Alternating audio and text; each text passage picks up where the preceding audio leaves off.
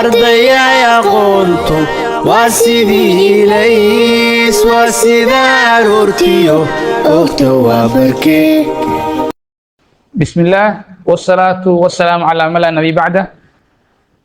فصلك لبي طبنات مادة كيمستري waxaan ku jirnay chapterkeena koowaad oo aan kaga hadlaynaa hydrocarbons waxaan soo qaadanay introduction oo aan kaga hadlayno maxaa la yiraahdaa hydrocarbon waxaan soo baranay hydrocarbonska inay yihiin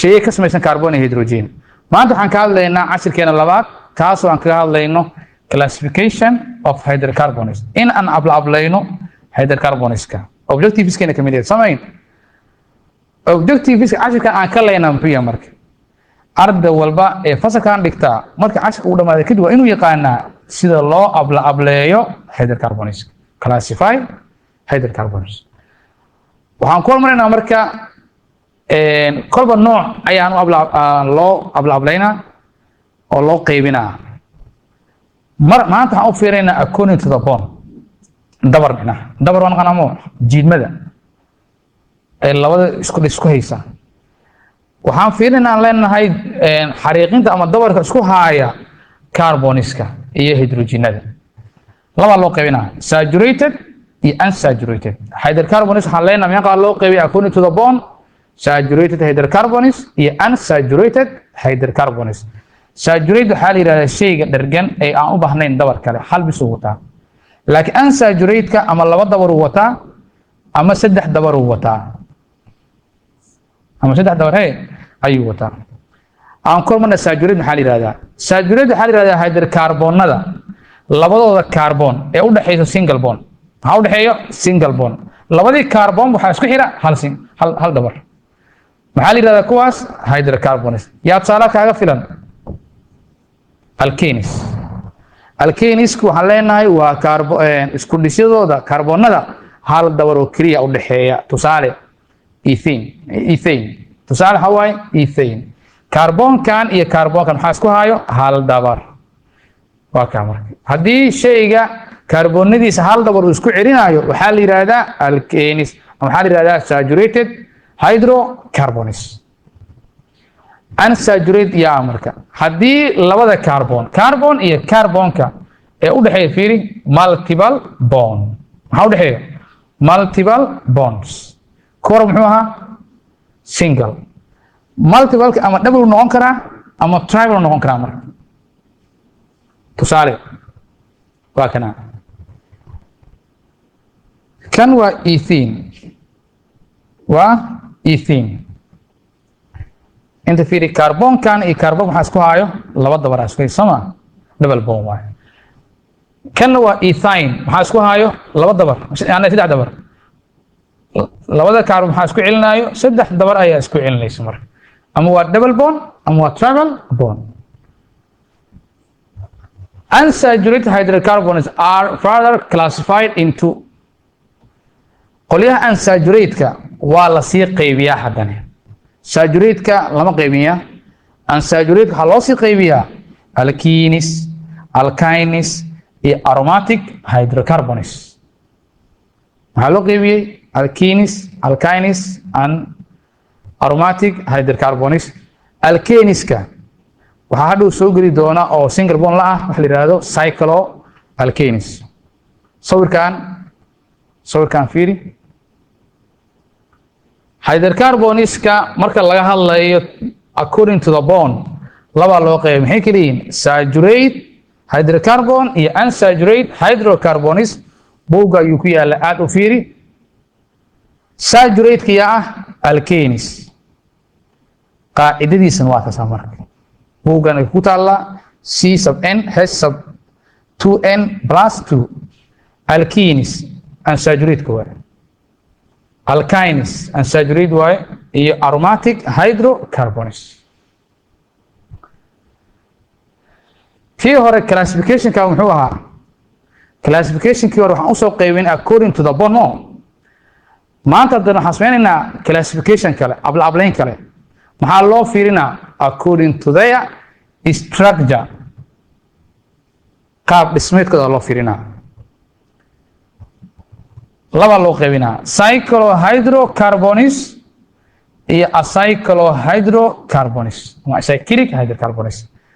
Cyclic yaa waay cyclic hydrocarbon waxaa la yidhahdaa hydrocarboniska xiran ama sidaan ha ahaado ama sidaa ha ahaado waa inuusan furnayn almuhim. Acyclon waxaa waaye mid saan u furan ama baranjiye ha lahaado sida hawla laabto waa inuu u leeyahay open place iyo end place inuu leeyahay. waayo hydrocarboniska hadday waxaan usoo qaybin according to their bonds laakiin hadda waxaan fiirinaa according to their structure ayagan aan fiirino. waxaan ku hormaraynaa cycliga qolyaha xiran waxaa la yidhahdaa waa kuwa closed ama ring ah kuwa wareegsan ama xiran.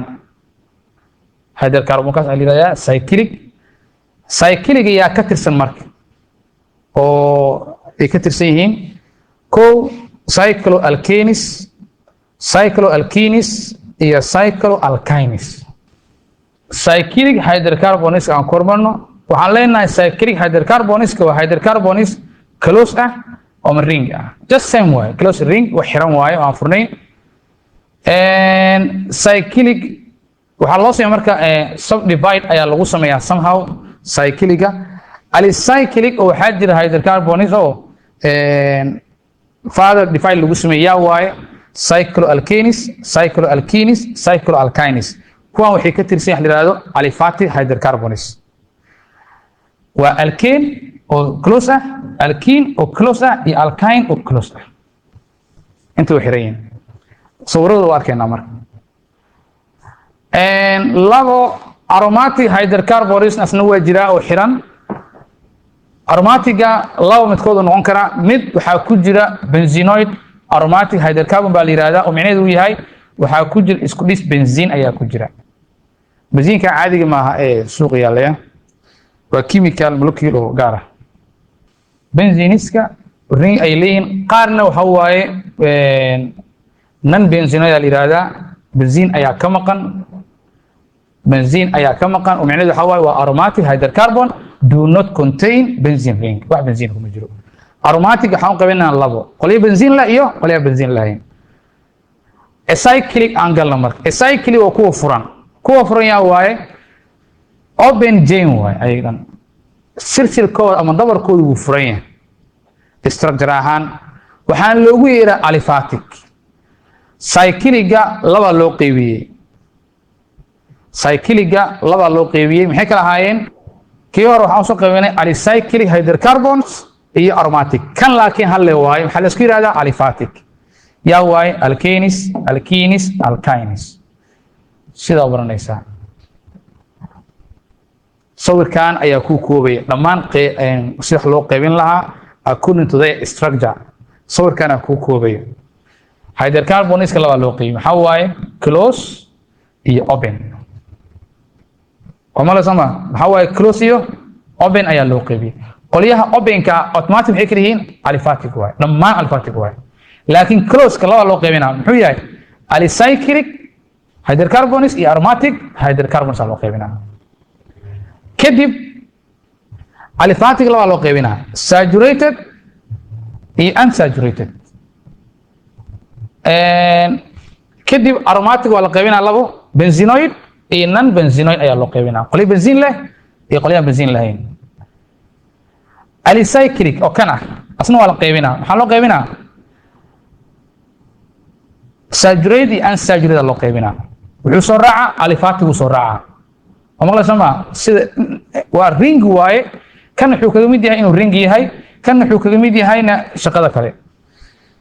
okay aliphatic meeqa loo qaybiyay marka saturated waa alkanes unsaturated waa alkene iyo alkyne. unsaturated waa labo cycloalkenes iyo cycloalkynes. saturated waxaa waaye cycloalkenes. marka waxaa leenahay alkenes iyo cycloalkene waa saturated. alkene alkyne cycloalkene iyo cycloalkyne waa unsaturated. qolyaha benzenoidka iyo aromatic galayaan qolyaha non benzenoidka aromatic galayaan. marka sawirka ayaa wuxuu ku faahfaahinaa buugu ku yaala wuxuu ku faahfaahinaa dhammaan qaabka loo qaybiyo hydrocarbonska hadday ahaan lahayd structure iyo hadday ahaan lahayd bond oo saturated ama unsaturated loo qaybinayo. Further classification haddana sameynaynaa. Somehow waxaa leeyahay based of their source and properties hydrocarbons are classified into labo aliphatic and aromatic. Aliphatic hydrocarbon iyo aromatic hydrocarbon loo qaybinayo maxaa loo fiiriyay source and properties. hadda kor waxaan usoo qaybinay according to their bond. labo waxaan u qaybinay according to their structure. maanta waxaan u qaybinay haddana cashirka wuxuu qaybinay haddana their source and their properties. maxaa loo fiiriyay aliphatic iyo aromatic. Aliphatic maxaa la yidhahdaa marka? Aliphatica waa kuwaana waa derivatives chemical duration oo faster ah oo dhaqsa falgal sameynaya milmaya waxaa la yidhahdaa alkenes iyo alkynes. Aromatic yaa waaye waa benzenoidka iyo non benzenoidka. Aliphatic yaa waaye aan dhahnay alkene alkyne. laakiin aromatic yaa waaye waa benzenoid iyo non benzenoid. sawirka ayaa haddana kuu sheegaya buug ayuu ku yaallaa asna. hydrocarbons waxaa loo qaybiyay aliphatic aromatic. Aromatic muxuu noqday benzenoid iyo non benzenoid sama. Aliphatic muxuu sii noqday cyclic iyo acyclic. Cyclic yaa waaye haddana waxaa loo sii qaybiyay haddana unsaturated iyo saturated. Saturated ah alkene yaa unsaturated ah alkene iyo alkyne. waxaa kaloo noqonaya unsaturated cycloalkene iyo cycloalkyne. dan waxaan gelaynaa experiment marka tijaabaan gelaynaa. tijaabada waxaan kaga hadlaynaa marka cashirkeena wax la xiriira. waxaan rabnaa inaan qiimeyn sameyno saameynta ay leedahay bromine solution and potassium permanganate haddii lagu daro milan saturated ama unsaturated compound ah.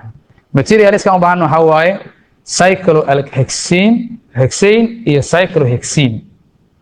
waxaan kaloo u baahan doonaa bromine oo water. waxaan kaloo u baahan doonaa potassium permanganate oo acidic solution ah oo milankeedu oo nooc acid ah. waxaan u baahan doonaa 4 bakeeri, 2 warqad oo A4 ah iyo waxaan u baahan doonaa 2 plastic bag, 2 tubo oo caagan u baahan doonaa. procedure marka habraaci maxaa sameynaa qaabkii loo sameynaa kow in waxaan keenaynaa 2 warqad maadaama la A4 aan soo qaadanay waxaan ku qoraynaa A iyo B. then 20 ml oo cyclohexane ayaa waxaad ku shubaysaa bakeeri. then place a beaker on paper A. waxaad dul saaraysaa warqadda A ee ku qornayd. haddana bakeeri kale ayaa waxaad ku shubaysaa 20 ml oo haddana cyclohexane kale ah. waxaana dul saaraysaa warqadda B. waxaad ku celinaysaa marka isla stepkii oo 2 iyo 3 adigoo sameynaya cyclohexane. kan muxuu ahaa cyclohexane sameyn macnaha waxaa waaye 2 bakeeri oo kala hartane waxaa ku shubaysaa cyclohexane oo ay cyclohexane kala ku shubaysaa. 4 bakeeri 2 bakeeri kamida waxaa lagu shubayaa cyclohexane. waa karta soma A iyo B ku qoraysaa. 4 bakeeri 2 bakeeri oo harsanne isla sidaan ayaa sameynaysaa waxaad ku shubaysaa cyclohexane. hexane A iyo hexane B oo qaybinay. hexane A iyo hexane B oo qaybinay. kadib waxaan sameynay marka kadib 12 ml oo bromine water ayaa waxaad ku shubaysaa cyclohexane ee ku qornayd A. numberka kadib waxaad sameynaysaa haddana repeat 5 maxaa S wax kuma sameynin haddana waxaad ku shubaysaa cyclohexane oo A na ku shubaysaa labada A. cyclohexane A iyo cyclohexane oo A oo ku shubaysaa. 12 ml oo potassium permanganate ayaa haddana waxaad ku shubaysaa cyclohexane oo B ah iyo cyclohexane oo B ah labadaba waa kana. labada A waxaa ku shubtay bromine, labada B waxaa ku shubtay potassium permanganate ayaad ku shubtay. marka maxaa soo baxay marka waxa ku soo baxay waxaa sameynaysaa record initial color iyo final color maxaa soo baxay iyo solution ka isticmaashay. kan maxaan ku shubnay A waxaan ku shubnay برومين سمين برومين كل كوشن ايجان بي waxaan ku shubnay potassium permanganate kan waxaan ku shubnay potassium permanganate ayaan ku shubnay qaabka isu bedeleen marka calculation lagu sheegaya horta ko observation samee maxaa aragtay isku dhiskee ayaa saturate ah iyo keebaadan unsaturated ah oo ilin waxaan isticmaalayna waa cyclohexane iyo cyclohexene yaa saturated ah yaa unsaturated ah color keeba isbedel sameeyay marka laga hadlayo saturated-ka marka unsaturated laga hadlayna keeba isbedel sameeyay waxaa la rabaa marka inaad soo jeedisid waxa sababay isbedelka ka imaanaya labada shay conclusion marka cyclohexane waa saturated marka hore colorless liquid no way dareere midab la'aan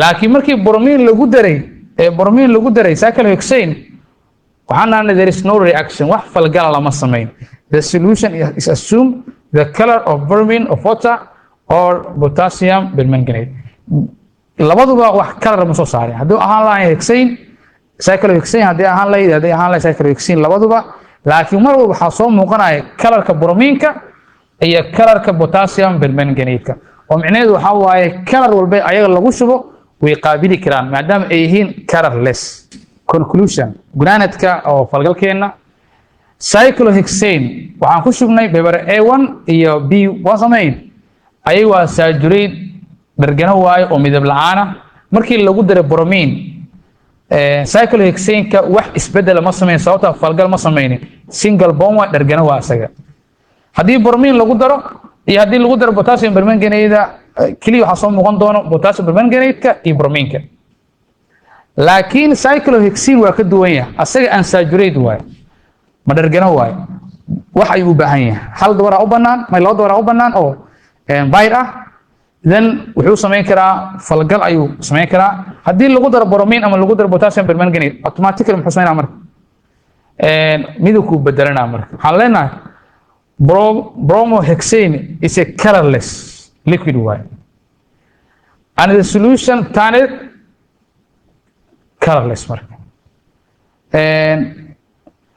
waxa dhan waxay noqon doonaa marka colorless kii hore muxuu ahaa potassium-ka permanganate-ka iyo bromine-ku isoo muuqanayaan soo ma laakiin kan the solution all muxuu noqon doonaa turned to colorless ayuu isu bedelay yaa bedelay marka cyclohexane ayaa bedelay exercise how many ways can hydrocarbons are classified meeqan nooc ay u qaybin hadalka raba common classification-ka badi la qaato waa kee saddex nooc oo aliphatic hydrocarbons uu leeyahay noo sheeg kadib waxaa sameynaysaa mid walbo ka tirsan qeex على سؤال ما جوكسي واي indicate whether each molecule is aliphatic or aromatic hydrocarbons. If aliphatic, identify the molecule as saturated or unsaturated. kuwa inta ku qoran aliphatic miya aromatic miya ka aliphatic aad waa aliphatic waxaad si sheegaysaa inuu yahay saturated iyo inuu yahay unsaturated aromatic ana soo saar ashirkeeni maanta kaas waan kaga hadlaynay classification of hydrocarbons halka ayuu noogu egyahay wassalaamu calaykum waraxmatullaahi wabarakaatuh ardayay aqoontu waa sidii ilays waa sida aroortiyo ogta waa barkee